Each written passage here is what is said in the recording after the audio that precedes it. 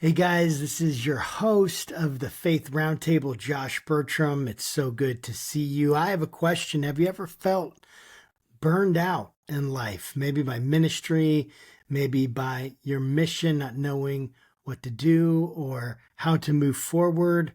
Have you ever wondered how to rekindle your passion for God's mission? Well, in this episode of the Faith Roundtable, we're going to explore a powerful truth.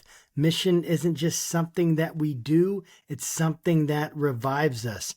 I'm joined today by Jon Hietbrink and Eric Rafferty, authors of Reviving Mission, new book through InterVarsity Press. We're going to discuss how encountering God leads to empowering others and shifting away from guilt-driven ministry and work, and how this can transform your work and your life. If you're looking for practical wisdom, fresh encouragement, and a deeper sense of purpose, this conversation is exactly what you need. Don't miss it. Please stick around. Also, make sure that you like, subscribe, and hit the notification bell so you don't miss any of the great content that we put out for you.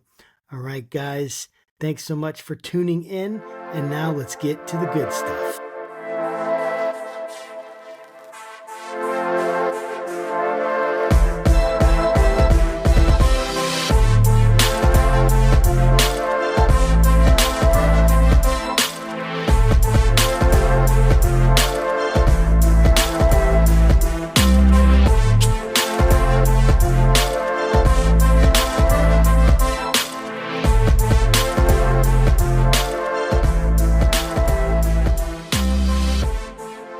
Guys, it's so great to be here again for another episode of the Faith Roundtable. This is Josh Burtram. I'm the co-host of Faithful Politics podcast.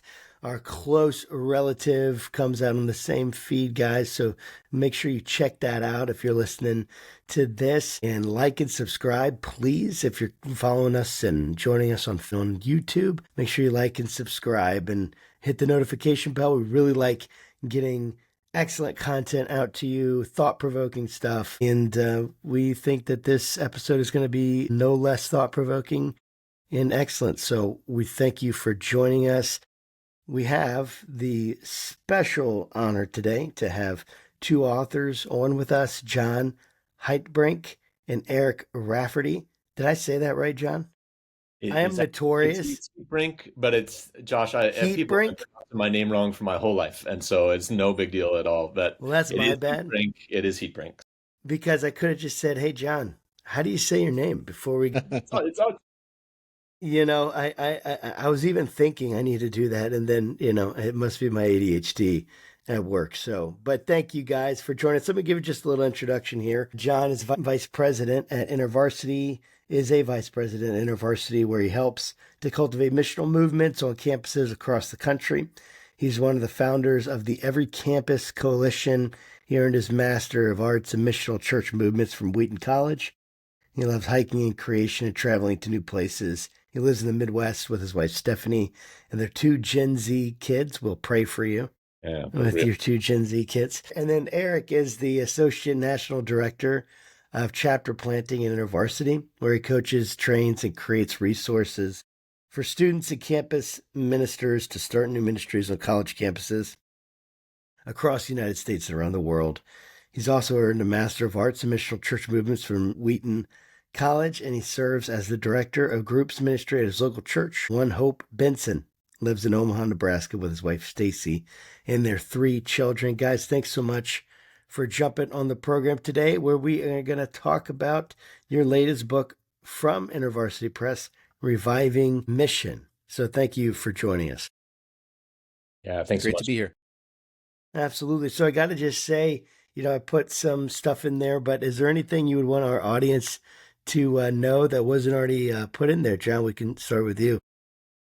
Yeah, well, it's great to be here, Josh. I appreciate you inviting us on, and excited to be able to talk a little bit today. So you mentioned I've worked in campus ministry for a long, long time, but with two Gen Z kids, the collegiate world and sort of emerging generations is particularly, it feels real and in a fresh new way for us. So we're honored to be here. Sure it does. To talk about what God is doing. Eric, what about you, brother? Yeah, excited to be here, and I think you hit the big stuff. So, Yeah, happy to jump in. That's great. So you guys have a new book. Sorry, reviving mission. It just totally like went out of my head there for a second, Good. even though I just said it and it's right in front of me, and I'm like, my gosh, okay. So reviving mission. I gotta say, what inspired you to write this book? Why did you feel like this is a book that was necessary at this time? And what does it mean to revive mission? Mhm. Eric, you want to take a shot? Yeah. So I think a couple things right off the bat. This is feeling fresh because it's obviously coming out in a few weeks, and as we've been talking about it with people, I think there's been just even that title, "Reviving Mission," has provoked different responses and means different things. I think to different folks, but I think like you said, reviving mission, that there is this idea that mission itself needs to be revived.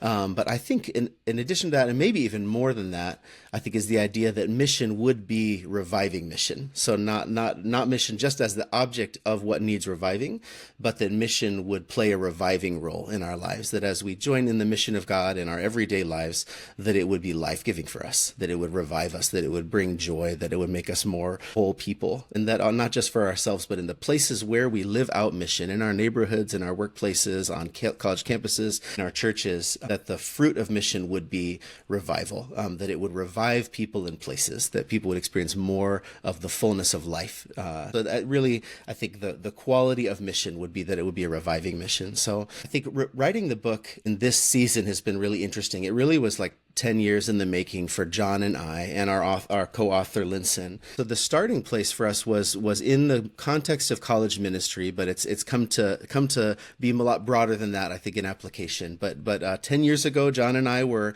working with InterVarsity in the Midwest, and my wife and I were area directors for Nebraska, and Jon was actually our boss across the states of Iowa, Nebraska, Kansas, and Missouri. And we were doing a lot, recognizing the limits of professional religious leaders to do ministry work, recognizing as we looked at Nebraska and the surprisingly 40 college campuses across the state of Nebraska, putting a full-time, fully funded campus minister on every one of those campuses was not going to be in the scope of reality. And so we were looking, what would it look like to equip people with an empowering model of ministry that was less dependent on professionals? And I think already you can imagine that would actually be helpful for a lot of ministry contexts and churches too. So did a lot of learning from the global church and ministry leaders from around the world, some of the things that we're seeing about empowerment and not letting professionals take up too much space in the center of things and building too many of our models around them. So that was really the starting place for us. And as we were learning from folks around the world, as we were digging into scripture and seeing how this stuff played out in the New Testament, really felt like we kind of discovered something, right? So not that we kind of made it up, but it felt like we were seeing something that was there all along, that we labeled or defined as the 4 E's of encounter God, explore what God is doing, empower people, and establish rhythms of community. And then once we saw it, we couldn't unsee it. We were seeing it all over the place. And so yeah, and Jon could share a little more about this unique moment versus 10 years ago when we were starting to uncover some of these things. I think why this actually feels like a good and helpful word and a good and helpful resource for this season that we're in specifically. Yeah, that's well said, Eric. And Josh, God has weird ways of sort of working out His timing. So, like I said, we've been leading and teaching and practicing this stuff for a long, long time. Never really thought about turning it into a book, to be honest. But then it was in that post-COVID window, in the midst of everything sort of shifting around, and just and I think our own kids like moving into the collegiate sort of teenage and collegiate sphere, that it was like, maybe this is actually a book. I think we've been writing the book over the last couple of years for knowing that it would come out in December of 2024, and not sure what December 2024 would look like, right? It's a weird thing to write a book over the course of 2 years and being like, what's going to be happening in the world at that time? But I think our hope is that the book really feels like a timely word that fits in this sort of transitional season that it feels like we're in the church in North America and maybe around the world, coming out of a season of profound disruption and just lots of death and chaos and all kinds of challenges, right? Josh, as a church planter starting in 2019, it's been a pretty tough the last few years. Real tough. Most of levels. But it also feels like God is really doing something quite new in this season. And so we talk a little bit about the journey from winter to spring, and watching the first snowfall of the year in the Midwest. and it feels like winter is coming in. But in a spiritual sense, we really believe that there's a springtime sort of emerging in the space. And so our hope is that the book would feel like a timely word that sort of fits the moment, fits the season that it seems like God is releasing in our midst. Man, that's super encouraging. On this show, I have to talk to a lot of people, and especially on the Faithful Politics, we talk to a lot of people that have a lot of concerns about the direction our country is heading, the direction the church is heading. Yeah. I got to say, the picture that has been painted in my mind over the last 5 years that we've been doing this podcast has created a sense of, I don't want to go as far as hopelessness, but a lot of discouragement to where the church is in America.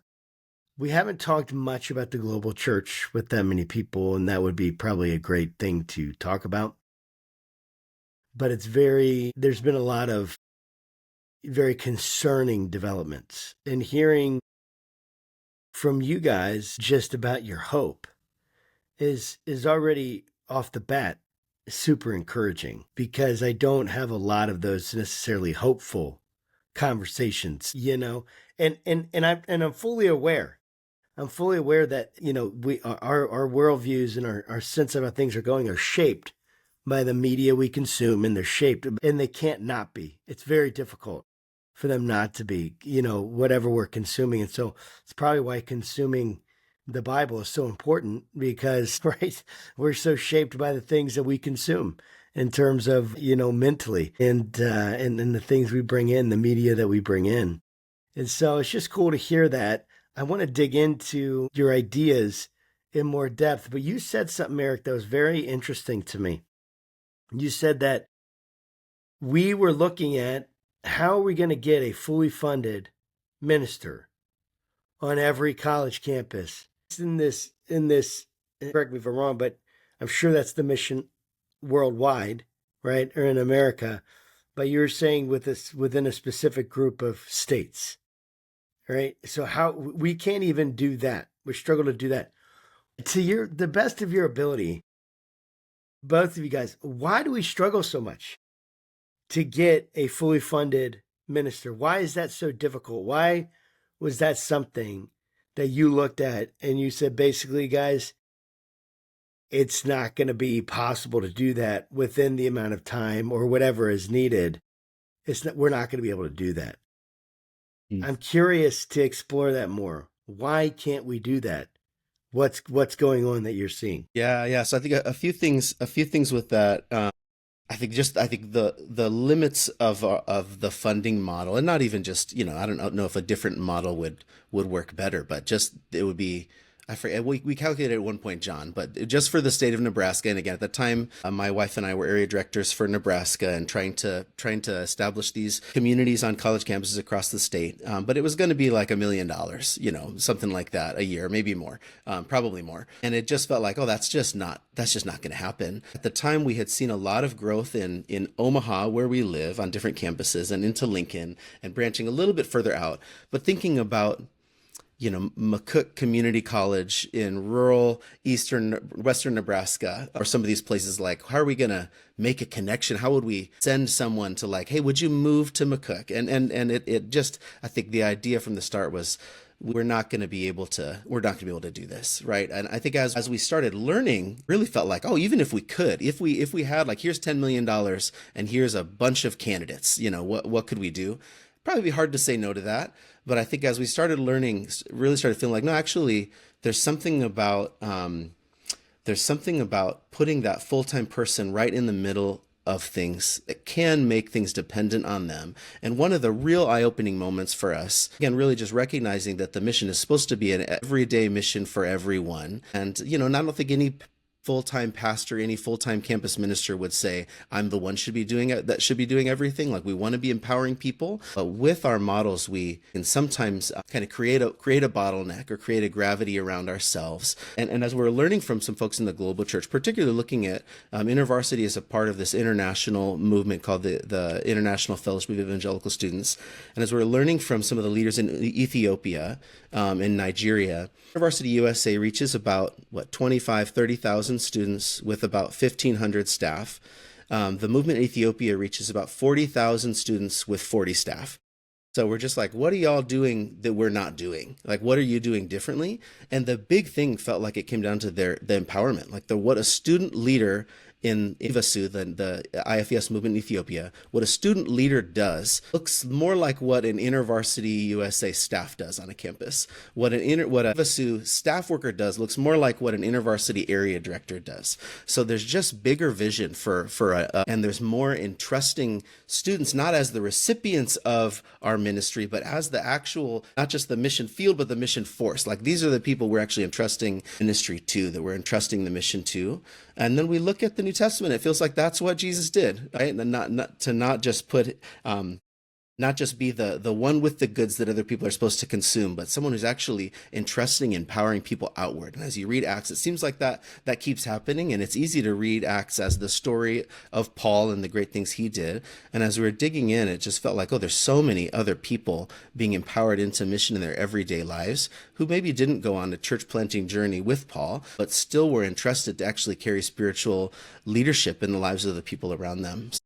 So I think we really got to a point where it's like, even if we could put a full-time person everywhere, we want to learn from these other kind of models of what it looks like to see the students at McCook County Community College as the ones who need to be empowered, not waiting for InterVarsity to send a full-time person from Omaha out to Western Nebraska.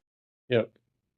Yeah, that's right, Josh. I think about your role in Richmond, and I don't know a lot about your church there, but like you couldn't build a big enough church building to reach all the people in Richmond. No. If it was about getting all the people of Richmond to come to one place, and you probably couldn't staff that. I don't know what your facilities cost would be for something like that, but it would be enormous, right? Astronomical. As a pastor, can't be the direct answer for the people of Richmond who are hungry to meet God and encounter God, see God, like intersect their day-to-day lives. But you empowering your people to embrace Jesus' reviving mission in their neighborhoods, in their workplaces, all of a sudden you could start to see like there's no place left in Richmond where people don't know someone who's faithfully walking with Jesus. And if those people in our congregations or in our, like in a collegiate context, in some of the InterVarsity chapters that we're a part of, if those people see themselves as part of God's mission, entrusted with God's mission, empowered to be missionaries in a way, that like flips the whole thing on its head and starts to make some things possible that wouldn't be possible if we think primarily in terms of folks who vocationally do this for a living, right? And it doesn't mean that those people don't have a place, right? I get my paycheck. Eric does too. Yo tambien. Yeah, right. I as well. So that's not a bad thing, but it's what we do. If we're not fundamentally equipping other people to play their part, then I think maybe we've got something wrong in that space. I mean, that makes a lot of sense. So I really got to say, guys, I really love this. I love this conversation. And I'm going to ask questions. As I'm asking them, I just really, I don't want, I guess what I'm asking now is just the freedom to ask the questions that are really coming to my mind. For sure. And push a little bit. Again, if you guys don't like the answers, we can edit things out, right? I mean, it's like, this isn't a got you kind of thing. It's more of like, I'm super interested in this. And let me just give you some context, because over the last 5 years, we came here and we wanted to start a house church movement. That's what we wanted. Okay. And we were meeting in our houses, meeting in my house, and my house was getting torn. We had 30 kids in here sometimes. 20 kids. We had to move out. I wanted to multiply. And then there's issues that I had, right? I had depression issues. Yeah. I had addiction issues. I had leadership issues. Things came out within me that I never thought would really come out. And they did. It tested every single part of me. And I feel like in some ways, man, I failed. Because we moved into a building and out of my house, and I was like, I just can't do it anymore. Like, people aren't receptive. It felt like I'm trying to get, and I know that guys from my church listen to this, and you guys know I love you, and we've talked about this, but it's like I've tried to get like people to embrace this mission of what Jesus did. And talked about it again and again. And it kind of got to this place where I felt like I was just trying to guilt people into it. Or Yeah. I was just trying to like, almost like, what's wrong with you? Why aren't you talking about your faith? Why aren't you reaching out to your neighbors? Why aren't you having them over for Yeah. dinner? Why aren't you? So it's like, I want to do this model, but the financial stuff is real. The financial stuff is real. That's like the number one thing that it's got to be the number one struggle. I don't have any big data right now to back that up, but just with the guys that I've talked to, it seems like it's by far the number one struggle.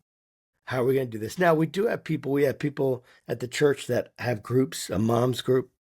We have guys that come over and they try whiskey together with one of the guys from the church. And he's like, I'm doing this because, I want to develop these relationships. So it's getting that kind of attitude. It's getting in people's minds like we need to be doing outreach.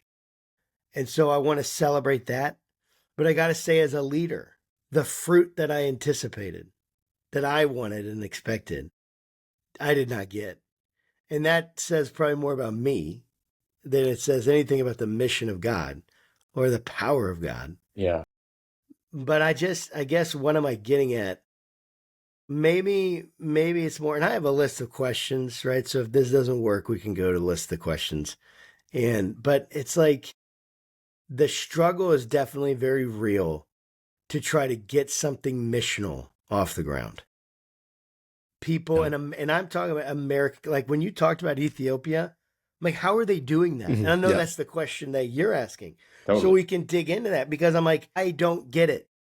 I feel like I've tried and it doesn't work in my context. But is that just me? Is it just because I'm tired? Is it just like, and those are all questions I know you guys can't answer, but I would love for you to kind of dig in, maybe even respond to anything that I've said that hit you, and kind of dig in then to what are they doing that's so different than what we are doing?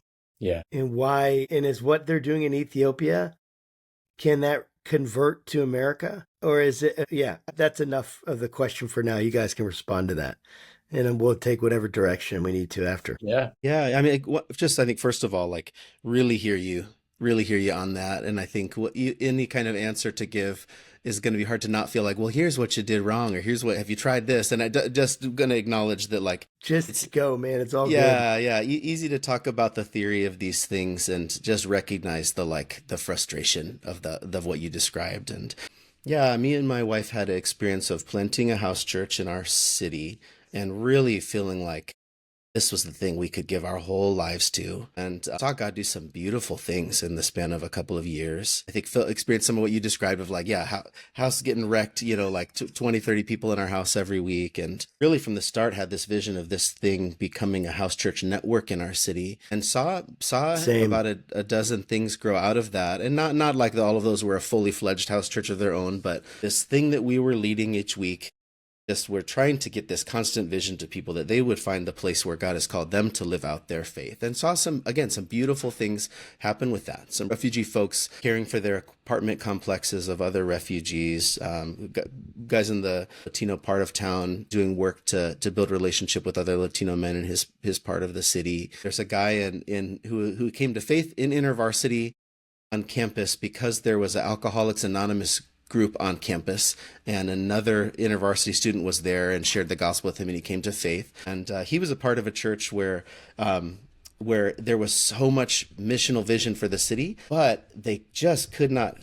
There was so much people energy was needed to run the programs of the church, which were really good things, that even though the vision was there, it was there was just, again, a kind of a gravitational pull towards like serve the programs of the church. So he was in this AA group, and after college, and he was serving in the parking lot at his church and in the kids nursery and in the welcome team, and those are such good things.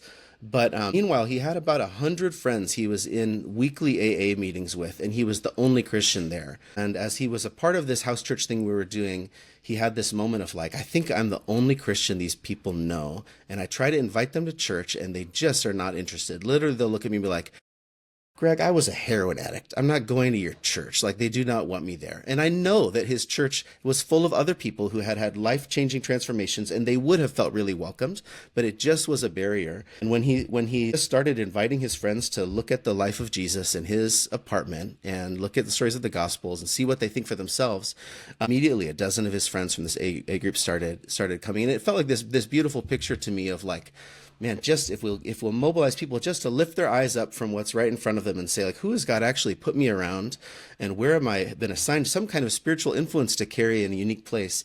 So we were celebrating all of these things happening. In the midst of that, like, our family was really struggling, and this is outside the scope of our book and probably this conversation. We have our oldest son, who's 14 now, is on the autism spectrum, and recognized some unique challenges that we were facing as a family, and just was doing too much. We actually felt God. Makes a lot of sense, brother. Yeah, so felt God call us to stop. And that was, I would have taken a call to go anywhere in the world over a call to like stop doing that. And again, I can't go too far down that rabbit trail. Really felt God being very generous and gracious to us in that call. So stepped aside from what we were doing with the house church stuff, and felt like a failure for years, and felt like, well, God is the one who invited us. I think invited us into this, and God was the one who invited us out of it. Right. But I think even in that season, some of the things that we saw and experienced that felt really, really life-giving, and with what we've seen on campus, of just some places where we've gotten to see students not just come and join something, but to recognize the corner of campus where God has called them to, and to start these kind of maybe more decentralized networks on a campus. Recognize the again, just this how hard it is to fight against the pull to get a lot of people in a room together and run programs for them. And again, not to say that that's what you or other folks who have experienced that, or some of the places where we've experienced those painful places, but I totally get that.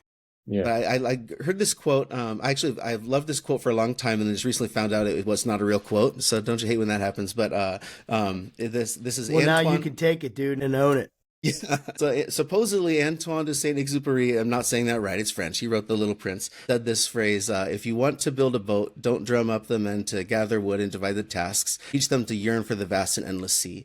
And I've always loved that idea of not just like let's recruit people and get them fired up to go do the tasks, help them long for the sea, and they'll find a way to build a boat. And I think that we've tried to do that in a few places where it's, if we can help students long for revival on their campus, if we can help them long for their friends to meet Jesus, then it's not like, hey, what if you went and did this? So with, or in this house church, not to just like, I want to assign you this place and you this place, but to help them long for our city experience revival, they might actually come up with the steps themselves.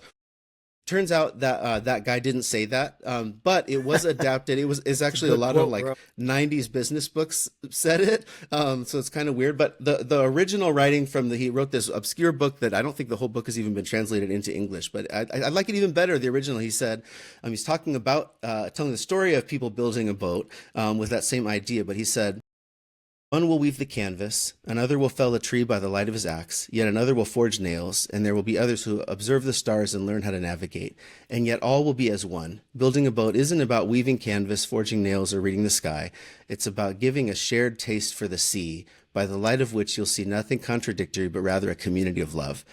And I actually like that even more, the idea of like a community of love that would come together with a shared taste for the sea, and then would be moved to do different things together that collectively wouldn't be in contradiction or competition with one another, but would look like a community of people really moving in a direction together, even if they're doing different things. I just think that's the kind of community I still really long for. And I think there's a lot of things that are hard about that. And I think we lay out some things in the book that help people get there.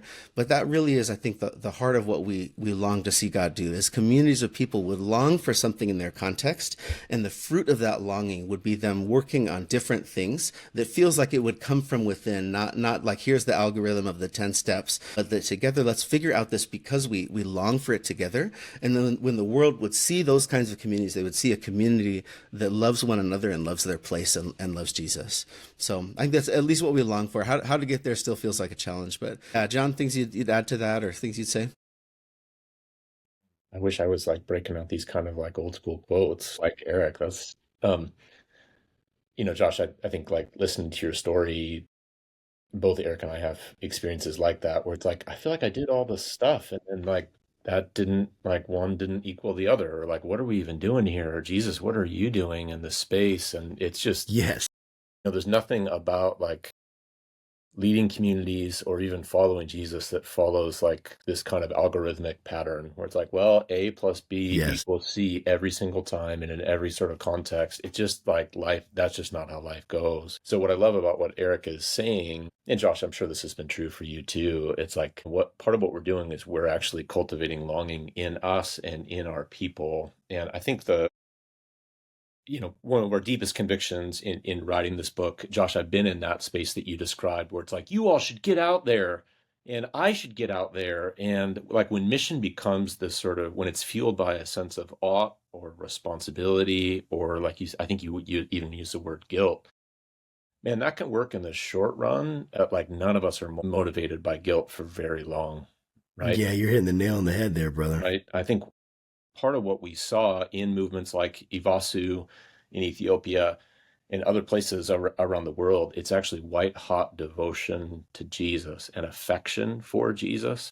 If that's not the source of what we're doing or what we're inviting people into, man, it's just going to fall flat in that space. But I think the good news of and I would even say good news of reviving mission, and this is part of what we talk about in the book, is like mission isn't something that John or Eric or Josh or anybody does for God. Mission is something God is already doing, that we get the chance to sort of join in, recognize what he's up to, because God is a missionary God, right? Father sends the Son and the Spirit sends the Son sends the Spirit. Like our God is an apostolic God in that kind of way, right in the middle of the Trinity.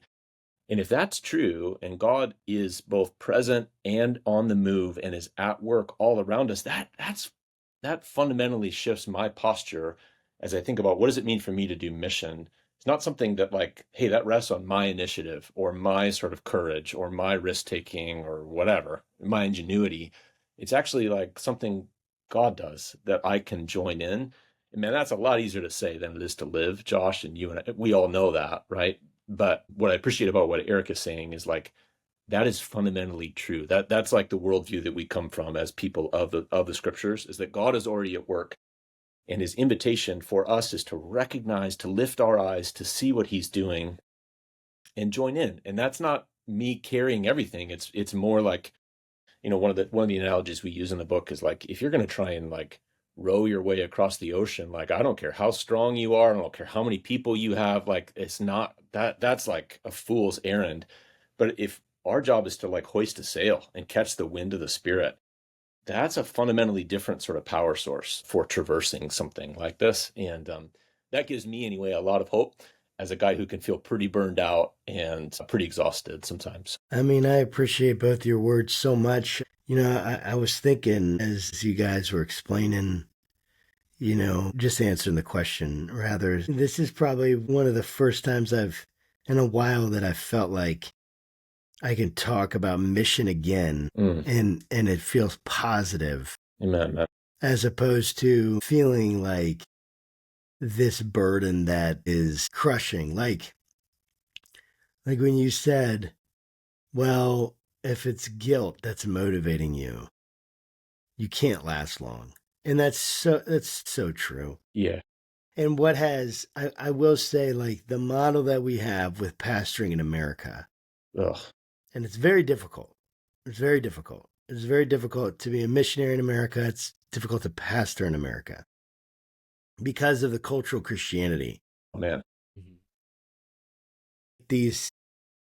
It's like these, you have two forces at work against you. One is the cultural Christianity that is so pervasive in evangelical circles in the church. And the second is just the total paganism that it feels like that's at work against people and against the faith.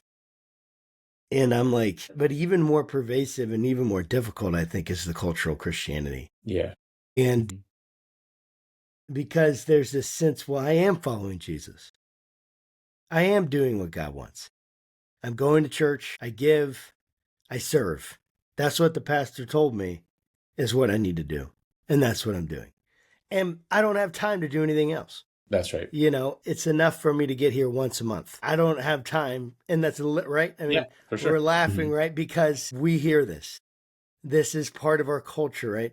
It's part of what's happening. And as a pastor right now, everything I think about is how do I grow this church? Yeah.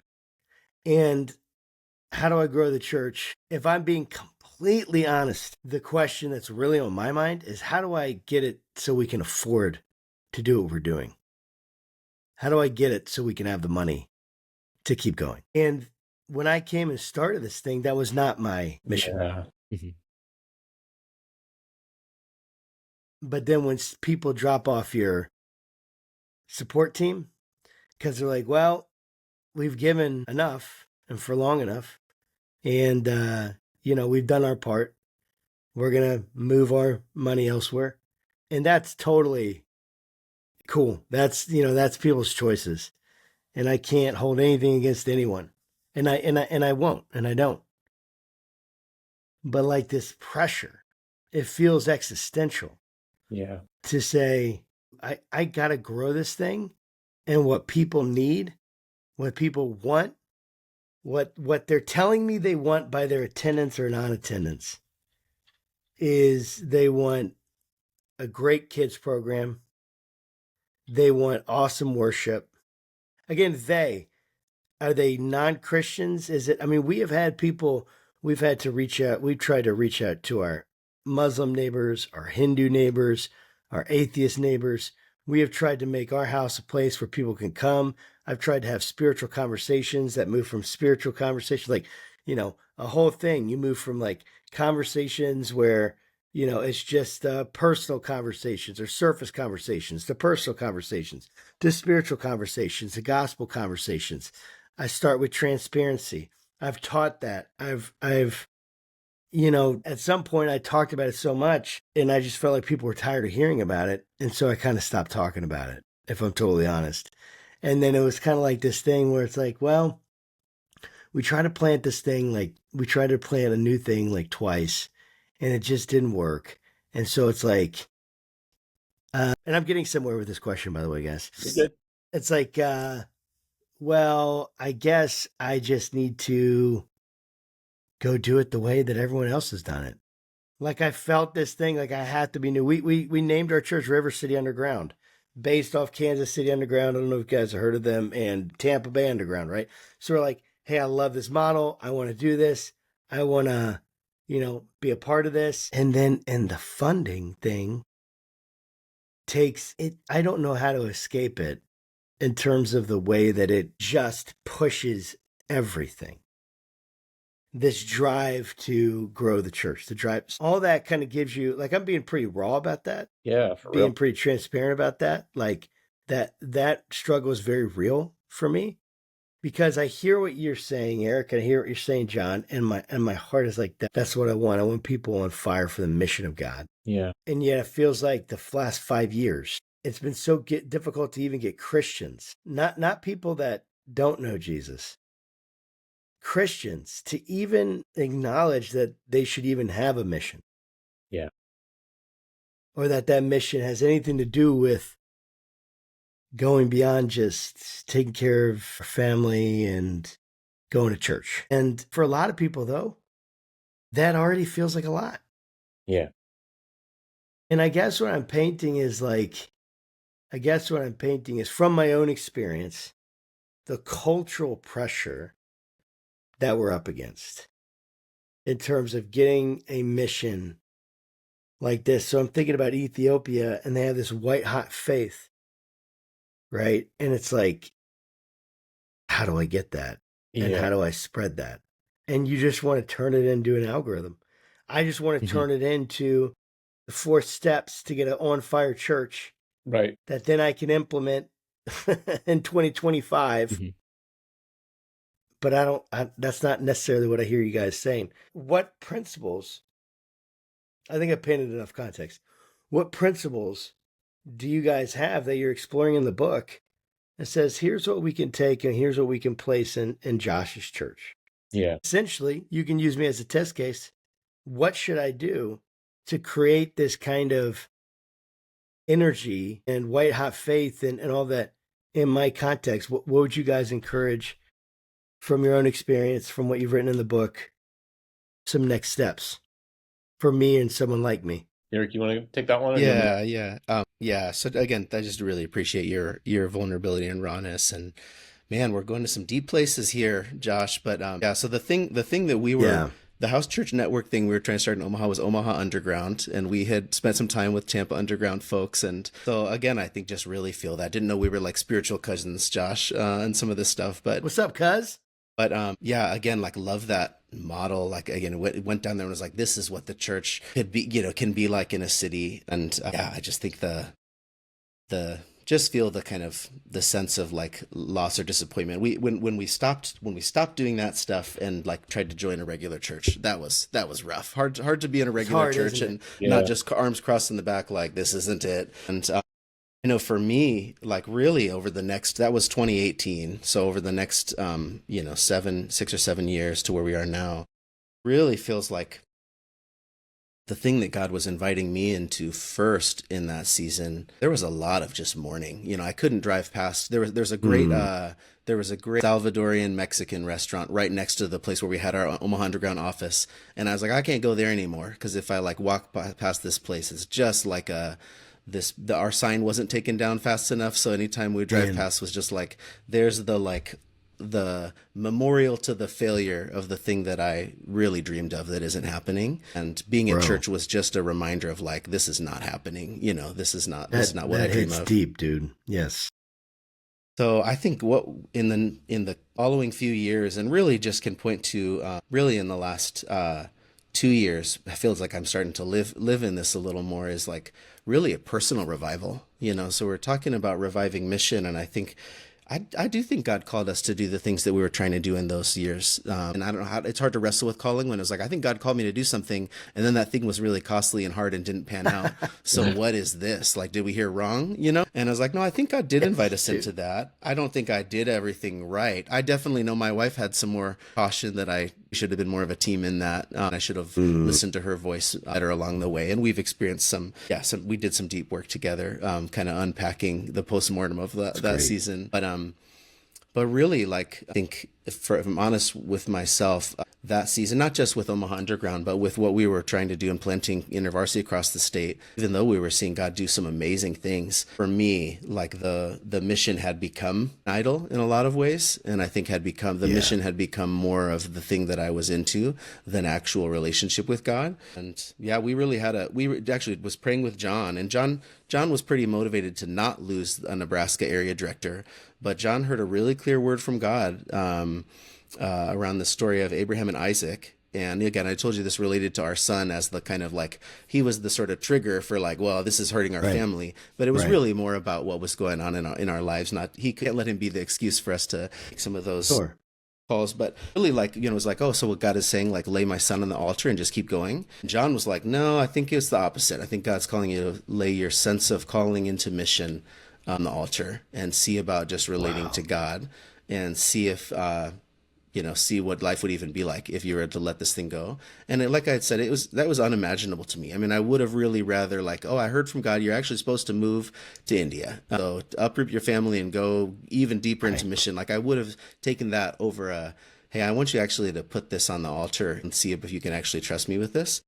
And of course that wasn't a lifelong call, like I'm doing ministry, right? I'm involved in my church and in my community and what I do with InterVarsity and mobilizing, planting work across campuses in the country. I feel like God has invited me over the years to kind of pick that back up, but really did take a season of like trying to relate to God, between me and him. There's this, Vincent in the book quotes this kind of famous quote that is a real quote. It's a real one that someone really said. I can't say who, but it's in there if you look at the citations. But it was a revival leader somewhere, I can't remember where, and he said, if basically it's, he's like, go into your closet, like draw a circle on the ground, step into that circle and say, bring revival here. I did totally mess that quote up. But the idea is like revival starts with me. Revival doesn't ever come Yeah. outside of revived people. And I think that's not the journey that I chose. That definitely wasn't the algorithm that I signed up for.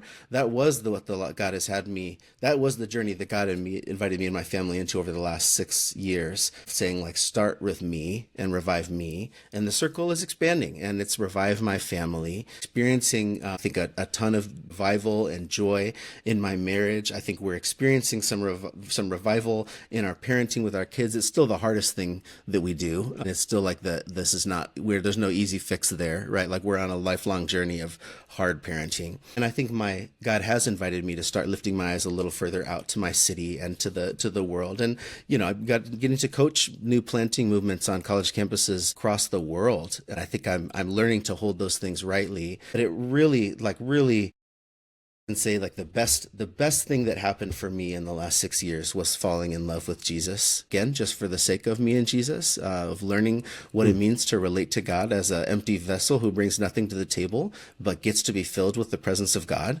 what it looks like to relate to the Holy Spirit, not just as the source of power for ministry breakthrough or the source of flashy stuff to help things grow and be more effective, but being filled with the Holy Spirit just because God wants to be close to me. That stuff is all a game changer. So I think that really is what we're inviting people into too. I think that's there's the guilt option, or or even the hey, don't you long for our city to be different option? And I think even like a longing for our city to be transformed need to start with people longing for God's presence in their own lives. So yeah, little rambly there, but I feel like that really is really good, brother. The journey I'm still in the middle of, and wanting more of that. But I think I'd always heard that, I think and then so the first E is encounter God. And it just feels like that could be the throwaway step one, of like, well, first let's pray, and then let's get to the real strategy where we go do all this other stuff. Exactly.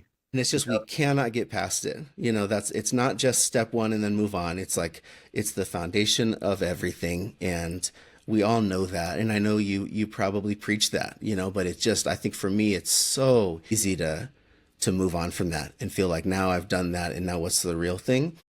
And I just think God is like, well, we're never moving past that. We're never moving past you wanting to actually encounter me and be in my presence. So, and this is a challenge I need like today. Like this is an everyday thing, not like a now and here at all. But that's really, really good. Jon, I want to hear your thoughts on it, but Eric, I appreciate what you just said. Resonates in so many ways, and I know it's going to resonate with people listening, because what you just said was gold. If people will hear that, hey man, the most important thing you have is not what you feel like your purpose is. That's to make some big whatever it is. Whatever growth that you are so excited about or want, or whatever's the ideal dream that you have in your mind when you're daydreaming, what do you think about? And what do you you just long for so much? And I got to be honest, if we're really being honest, like my longing is much more about a big church than it is about an encounter with God. Man. Or like deep presence with God.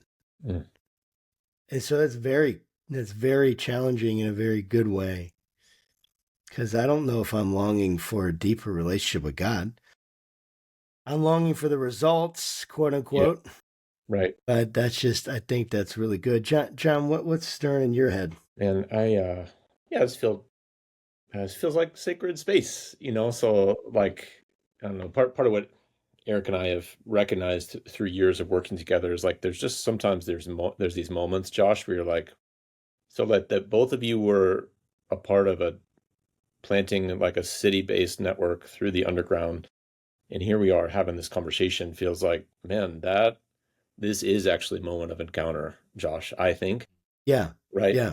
It's like, God is the God who sees me and knows me. Encounter is not just like, well, I sort of do my like daily formation practices and I pray and, I read the Bible and whatever. It's like, no, encounter with God is something more than just, again, all four like spiritual disciplines, practices, all that kind of stuff. Encounter with God oftentimes comes through those things, but it's not the same thing as just me reading the Bible or like praying through my list or whatever. And what I feel like is true in this space, Josh, is like, actually this is a moment of encounter. It's like what Jacob talked about in the Old Testament, where he's like, whoa, God was here. And I was not looking for him at all in this kind of space. I was doing my Yes. thing, but God was in this place and I didn't even know it. And I think, frankly, Josh, oftentimes it's our longing, our honesty, our transparency that I think oftentimes is the doorway into those kinds of deeper encounters with God. And so I just want to say thank you, I guess. Honestly, I don't know where this podcast is going to go, who's going to see this or whatever, but I think that's the thing that is coming up for me, man, is just I feel really thankful for your candor today. And I think Jesus wants you to know that he sees what you've done.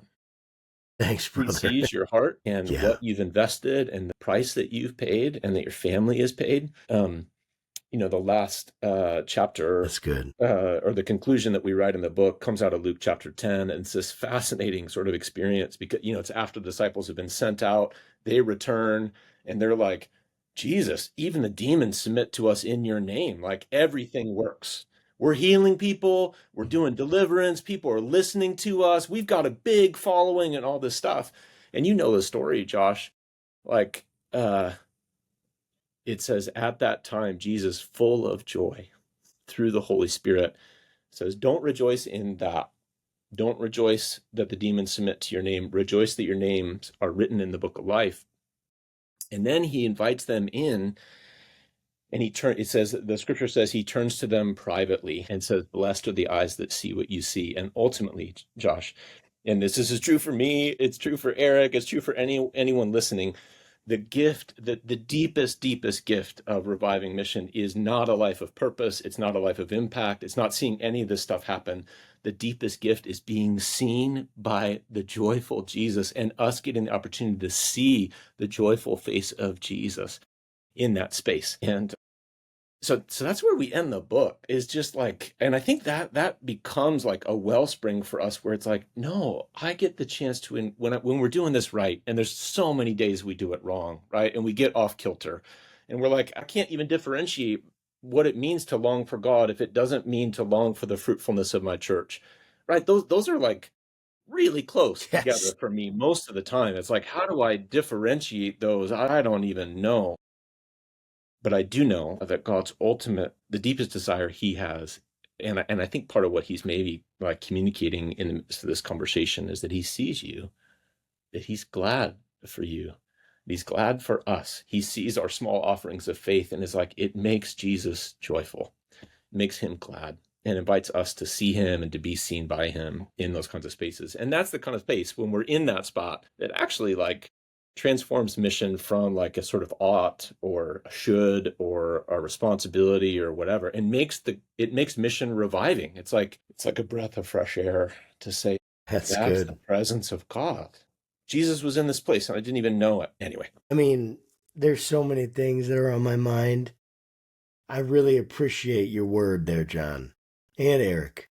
I feel a sense of like a kindred spirit with you guys. Number one, anyone who knows what it's like to grind and to have to go and raise money, to have to go and try to make something. You're not going to be able to do it, right? Because everyone's like, well, Jesus has to build his church. Jesus has to build this mission. And you're like, yeah, he does. Yet he's asked me to go do something, and I got to put my energy, like I got to spend it somewhere. And so I'm going to spend it on trying to figure this out. And anyone who's gone and done that, I have the utmost respect, because it's not easy. It's the hardest thing you do, trying to figure this out. And I think that, like, when I'm thinking about everything that, this conversation, all the different places that it's led, there's someone who's going to listen to this beyond me. And it's totally, I accept that God is speaking to me through this conversation. I accept that.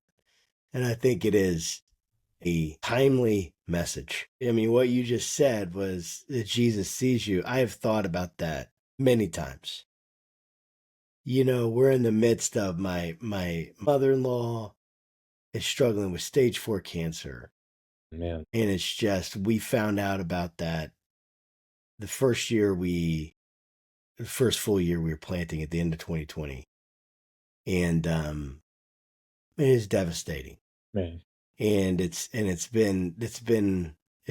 hard. It's hard for the whole family. for sure. And then just the different, there's a lot of heaviness going on right now in a lot of different areas. And I don't have to get into all that, but it's just like, you do start to wonder. And I said this to someone the other day. I was like, I never struggle to wonder if God exists or not. I don't think I've ever struggled with that question. The question I've struggled with is, does God care?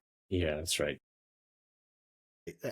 I know he exists. I don't think anyone in the world and could convince me otherwise. But does he care? Yeah. And that's the thing that I've struggled with probably more than anything else.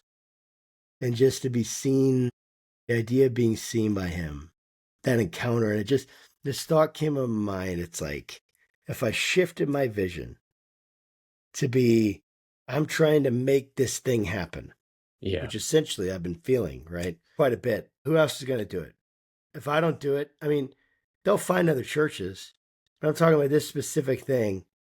If I don't do this, no one else is going to do it. No one else cares about it like I do. No one else has this thing in their heart like I do. No, and I don't know if they should. They didn't move across the country to do it. They didn't leave comfortable things to do it. They didn't raise the money. They didn't do any of that. So of course they're not going to care like I do. And it's like, so you just want so much to make it work. Yeah, right? That's right. And protect it and make it work and do whatever it is in your power. But just this idea that, like, really at the end of it, wherever you're going and whatever format you're doing it in, this is about having an encounter with God.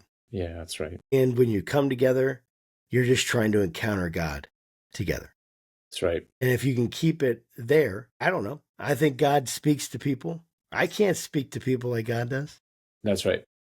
I've tried. It doesn't work. Yeah. It just leaves both sides kind of empty and hurting.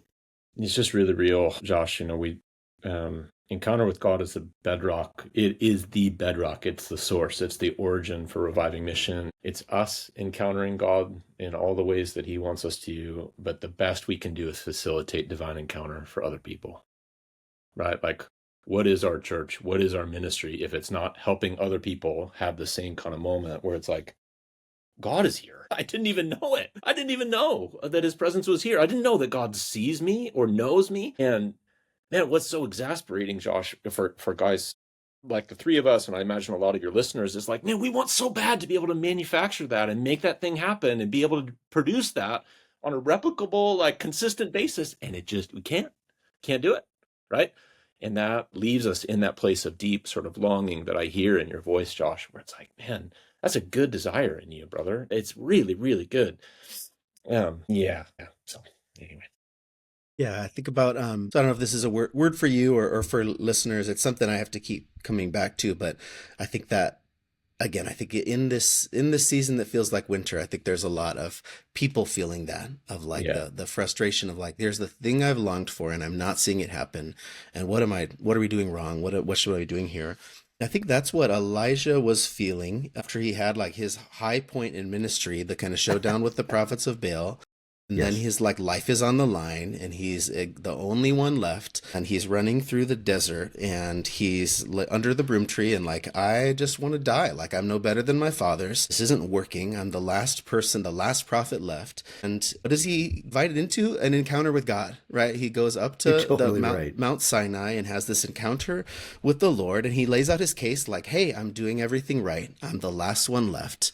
Like, what is going on here? And doesn't encounter God in the fire or in the wind or the earthquake. He encounters God in the gentle whisper. And I love that God says, like, what are you doing here, Elijah? And I think anyone who's listening who's in that place of like, the thing that I long for is not happening. I am feeling isolated and alone and disappointed here. Just to hear God even speak the like, what are you doing here? Like what I want is for you to step into my presence here. And I love that Elijah is encountering God in the same place and in a similar way that Moses did after a massive breakthrough of like got the people out of Egypt and then immediately a massive disappointment of like mass idolatry of starting over again and then goes in and encounters God again. This is Reading an article by N.T. Wright, who makes a case that the Apostle Paul in his like hidden years in Arabia actually goes to Mount Sinai. So whether or not he did, what he Wow. did is had a massive breakthrough of conversion to the Lord, and then massive disappointment of like, hey, I've changed my whole life. I was killing these people, and now I'm trying to plant churches, and no one's listening to me, and now my life is on the line. And he goes away and encounters God in the wilderness, maybe on the exact same place that Moses and Elijah did. And I just think that's like a guaranteed moment in the life of anyone following Jesus into mission, is the moment of desperation of like, I really longed for this to happen, and God, where are you? And I think in that place, what God invites us into is to come and encounter him in a fresh way. I would love for God to say like, Elijah, I know how hard it's been, and I see that. And what he does is like, hey, I still have work for you to do, and I want you to go anoint Elisha, and I want you to anoint Hazael, and I want you to anoint Jehu. It bothers me a little bit that it's like that little anticlimactic, for to have like a 40-day fast, journey through the desert in a fire and a tornado or whatever, and then like a gentle whisper, and then it's like, keep going. But I think what Elijah does experience there is like, hey, you're actually not alone. I actually have what does he say here? 7,000. I've got 7,000 people who actually still love me, who have not bowed the knee to these other idols. You're not as alone as you think you are. What I want is to encounter you. I want you to hear my voice. And then I want you to go anoint some of these next people and start empowering some of these other people outward. And then Elisha has that same experience. He follows Elijah around and has this powerful thing. But I love when Elisha at the start of 2 Kings says again and again, as the Lord lives and as you yourself live, like as the Lord live, who Elijah follows. It's not until Elijah is taken up, they say, where's the Lord, the God of Elijah, right? That's Elisha is like identifies God as Elijah's God, but it's only after he receives the Spirit and Elijah is taken up that he says, as the Lord lives before whom I stand. That it's not just about this other person's God or just this vision of what could happen for Israel. It's when Elisha learns that like, actually I myself stand before the Lord. And I think that feels like a low point of any person's journey in mission, is like, I have nothing at all except that I stand before the Lord. And I have nothing to offer except I get to stand in the presence of God. But when mission flows out of that place, I think it is a reviving. It's a new life for us, and that's the thing that we invite other people into too. So yeah, that's what I'm still trying every day to pursue. Josh, that's what I long for you to stand before God and for him to say, what are you doing here? Yeah. And to be able to say, I've got nothing to offer Richmond. Yeah. Richmond, right? I was going to say Raleigh. Mm-hmm. Richmond. I've got nothing to offer Richmond except that I stand in the presence of God. And that I would long for everyone at your church to say, like, we've got some good programs, good worship, but we have nothing to offer our city except that we stand in the presence of God, and we can invite them to do the same. When a community of people, when that is true for a community of people, I think that ways that we can't control and with an algorithm that we couldn't create for ourselves, that is when some beautiful things start to happen with the community of people who stands in the presence of God and then starts to embody that identity in all the places that they are, that in workplaces, in neighborhoods, in bars, that there will be people who stand in the presence of God in that place, and that other people get an invitation to stand in the presence of God too. Man, that is so good. I really, really appreciate that. The last question I have is about how people can connect with you guys and follow your work and everything. But Jon, I didn't know if you had anything else you'd like to add into the conversation before we wrap it up. I think I'm good. Thank you.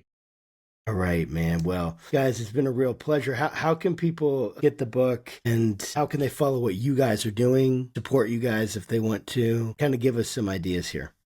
Yeah. So the book's available wherever you want to buy your books. It comes out on December 17th. So it'd be a pre-order at this point, but we'd love to have you, anybody who's interested in this kind of stuff and this kind of conversation, pre-order wherever books are sold. You can also check out our website at revivingmission.org. And we're on social at Reviving Mission. And Eric right now is working on a couple. There's the book itself. It looks like this, but Eric is working on a couple killer sort of auxiliary pieces. One is a devotional, actually, that's designed to help facilitate the kind of encounter that we're talking about right now.